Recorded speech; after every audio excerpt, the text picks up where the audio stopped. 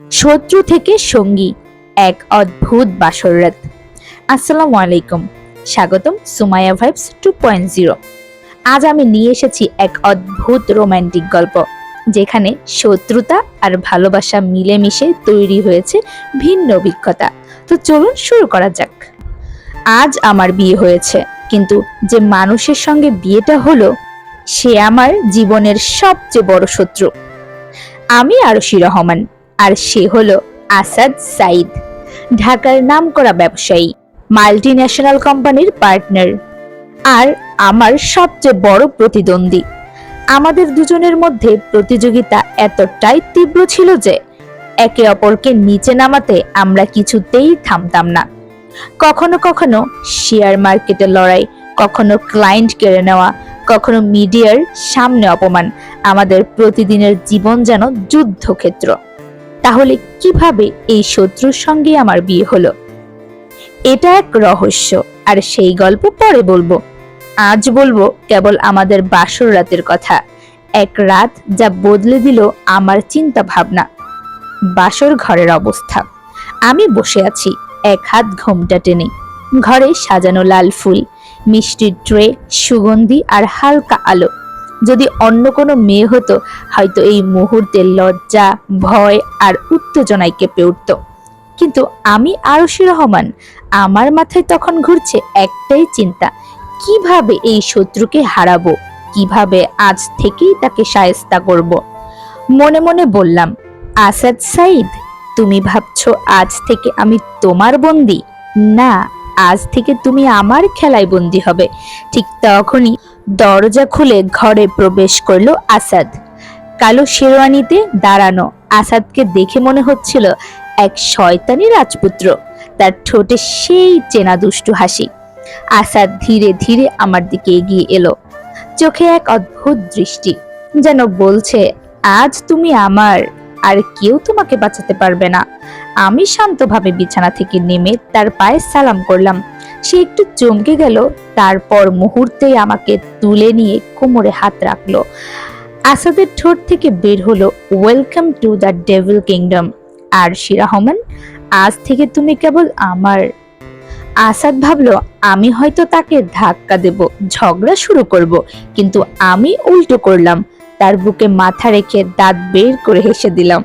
আসাদ অবাক হয়ে বলল, তুমি হাসছো? এত বছর ধরে যে মেয়ে আমার সাথে প্রতিদিন ঝগড়া করছে, আজ সে আমাকে আলিঙ্গন করছে?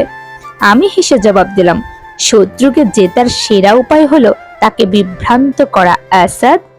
আসাদ মুচকি হেসে বলল, তুমি এখনো বদলাওনি আরশি। যুদ্ধের ময়দান থেকে বিয়ের বিছানা, তুমি সব জায়গায় কৌশল খুঁজে পাও। আমি শক্ত করে তাকে জড়িয়ে ধরলাম। সে ছাড়াতে চাইছে, আমি আরো শক্ত করে ধরলাম। সে হাঁপাতে হাঁপাতে বলল, এই মেয়ে ছাড়ো, কি করছো? আমি ফিস ফিস করে বললাম, এরকম বলবেন না স্বামীজান, আমার লজ্জা লাগে তো। আপনিও তো আমাকে জড়িয়ে ধরলেন, তখন কিছু বললেন না।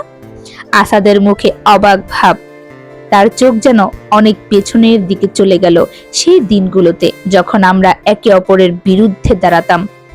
মনে আছে একবার বড় একটা টেন্ডারের জন্য আমরা প্রতিযোগিতা করছিলাম। আসাদ আমার সামনে এসে বলেছিল, আরশি, বিজনেস হলো পুরুষের খেলা, তুমি কখনো আমাকে হারাতে পারবে না। আমি তখন হেসে উত্তর দিয়েছিলাম, আসাদ, তোমার ভুল এখানেই। বিজনেসে জেতার জন্য লিঙ্গ নয়, মস্তিষ্ক লাগে। তারপর থেকে শুরু হলো আমাদের দ্বন্দ্ব। প্রতিদিন নতুন যুদ্ধ, নতুন কৌশল। ক্লায়েন্টরা মজা করে আমাদের বলতো, তোমরা আসলে শত্রু নাকি গোপনে গোপনে প্রেমিক প্রেমিকা? আসাদ দীর্ঘশ্বাস ফেলে বলল, আজ তুমি আমার পাশে বসে আছো, এটা আমি এখনো বিশ্বাস করতে পারছি না। আমি চুপ করে তার দিকে তাকালাম। আমার চোখে তখন কোনো শত্রুতার ছাপ নেই, বরং এক রহস্যময় শান্তি।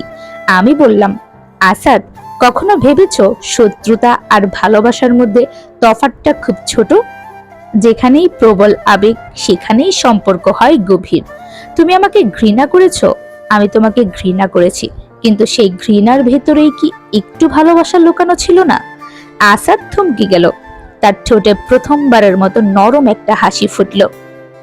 সেদিন রাতটা কেবল বাসর রাত ছিল না, ছিল দুজন শত্রুর ভেতর থেকে ধীরে ধীরে নতুন সম্পর্ক খুঁজে পাওয়ার রাত। আমরা অনেক কথা বললাম, পুরনো ঝগড়া, ভুল বোঝাবুঝি, কষ্ট আর অভিমান, কখনো রাগ হয়ে গেল, আবার কখনো হাসি ফেটে পড়ল। সেই রাতেই বুঝলাম কখনো কখনো শত্রুর সঙ্গেও জীবন কাটানো যায়, যদি তুমি বুদ্ধি আর ধৈর্য দিয়ে তাকে নতুন ভাবে জিততে জানো। জীবনে প্রতিযোগিতা, শত্রুতা, ঈর্ষা থাকবেই, কিন্তু সবকিছু লড়াই দিয়ে জেতা যায় না। অনেক সময় শত্রুকে জেতার সেরা উপায় হলো তাকে ভালোবাসা দিয়ে ভেঙে ফেলা। বিয়ে শুধু সম্পর্ক নয়, এটা একটা পার্টনারশিপ, যেখানে একে অপরকে ছোট না করে বরং সম্মান আর ঝোপাপড়া দিয়েই সত্যিকারের জয় আসে। হয়তো একদিন তোমার সবচেয়ে বড় শত্রুই হয়ে উঠবে তোমার সবচেয়ে বড় শক্তি, যদি তুমি তাকে ভিন্নভাবে জিততে জানো। প্রিয় দর্শক, এই ছিল আজকের গল্প, শত্রু থেকে সঙ্গী, এক অদ্ভুত বাসর রাত। আপনাদের কেমন লেগেছে জানাতে ভুলবেন না কমেন্টে। আর যদি ভালো লেগে থাকে তাহলে সুমাইয়া ভাইবস 2.0 চ্যানেলটি সাবস্ক্রাইব করে রাখুন। আগামীতে আরো সুন্দর গল্প নিয়ে আসবো ইনশাল্লাহ। আর আপনাদের বাস্তব জীবনের ঘটনা শেয়ার করতে আমাদের সাথে যোগাযোগ করবেন। এই পর্যন্ত সবাই ভালো থাকবেন, সুস্থ থাকবেন। আল্লাহ হাফেজ।